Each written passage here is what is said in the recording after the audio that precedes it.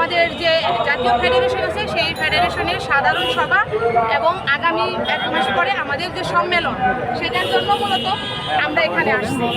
আর আমার এখানে উপস্থিত আছেন আমাদের কেন্দ্রীয় কমিটির যিনি হচ্ছেন আমাদের নারী নেত্রী, আমাদের সংগ্রামী সভাপতি আমার নেত্রী সুলতানা বেগম। ওনার নেতৃত্বে এখানে আমরা বাংলাদেশের বিভিন্ন জেলা থেকে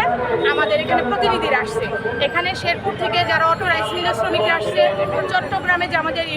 ন্যাশনাল ওয়ার্কার্স ইউনিটি সেন্টারের কমিটির নেতৃবৃন্দ আছে তারা আসছে, আমাদের গাজীপুর জেলা কমিটির নেতৃবৃন্দরা আসছে, আমাদের আরও ঢাকার বাইরে যে দিনাজপুরে, সিলেটে, বরিশালে যে কমিটিগুলো আছে সেই কমিটির নেতৃবৃন্দরা এখানে উপস্থিত হয়েছে। আমরা এখানে শুধু গার্মেন্টস শ্রমিকদের দাবি নিয়ে আসি নাই,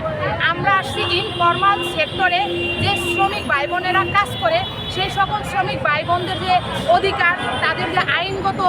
সহায়তা, তাদের যে আইনি যে বিভিন্ন যে দাব সেগুলা বিষয় নিয়েই মূলত আমরা কাজ করি ন্যাশনাল ওয়ার্কার্স